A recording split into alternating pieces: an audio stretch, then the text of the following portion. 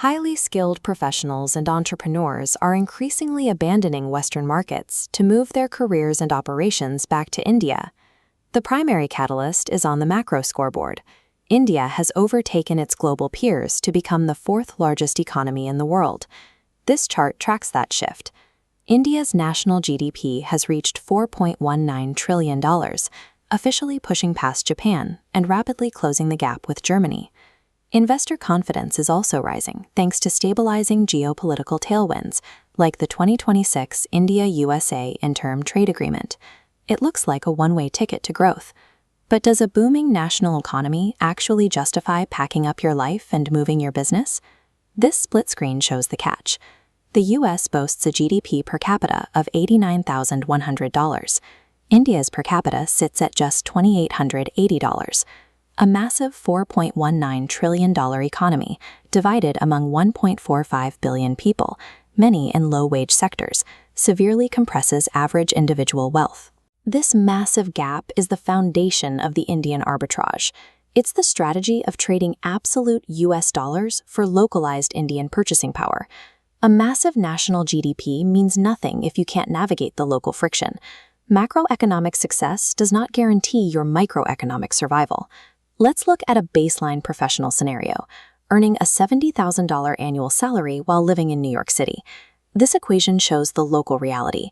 To achieve the exact same buying power and lifestyle in Mumbai, you only need to earn about $17,000, or roughly 1.62 million rupees.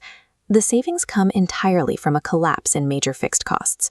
A one-bedroom apartment in the city center drops from over $4,000 a month in New York to under $600 in Mumbai. Secondary costs follow the same steep drop. High-speed internet falls from $72 to under $9, and a meal at an inexpensive restaurant drops from $25 down to just under $4. You live a much more comfortable day-to-day life locally, but you are still operating inside a rigid global economy. Earning a lower absolute amount of US dollars strictly limits exactly what you can do outside of India. International travel, investing in global markets, or buying imported goods all become disproportionately expensive. Relying on purchasing power parity forces a permanent trade-off. You are choosing to optimize for local comfort at the direct expense of your global financial mobility. That financial trade-off is only worth it if you can actually land the right role. Let's look at the tech job market waiting for professionals returning from overseas. Hiring is heavily concentrated in specific high-growth sectors: deep tech, AI, data, and cloud computing.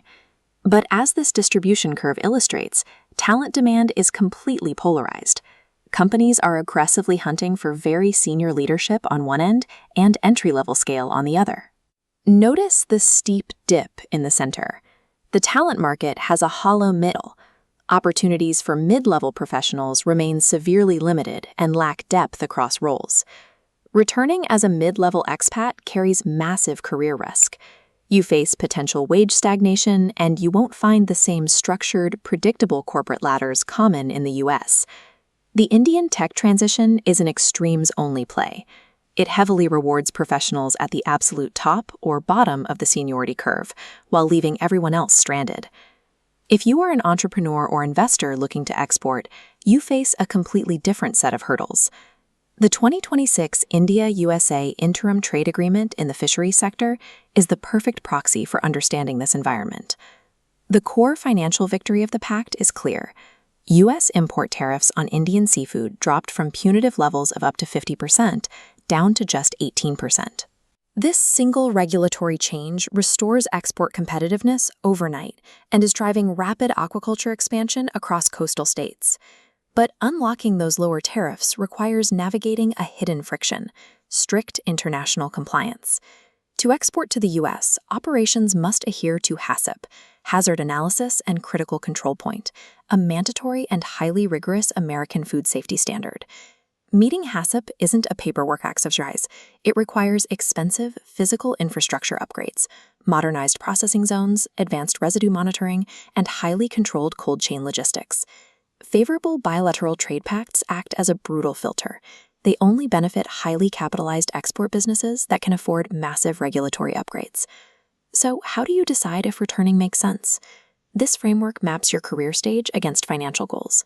On the y-axis, we map your experience and capital, ranging from low at the bottom to high at the top. On the x-axis, we map your market focus. The left side optimizes for local Indian purchasing power parity, and the right side focuses on global USD accumulation. The ideal candidates sit in the top left green zone. These are senior tech leaders and well-capitalized exporters who prioritize a high-quality local lifestyle and want early mover market impact. The high-risk candidates fall into the red zone. This is where we find mid-level professionals relying on corporate ladders and small-scale operations that simply cannot afford strict international compliance costs.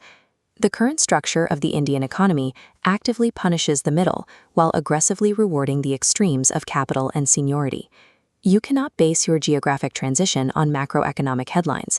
Your decision has to be rooted strictly in your personal capitalization, your seniority, and your ability to absorb compliance costs.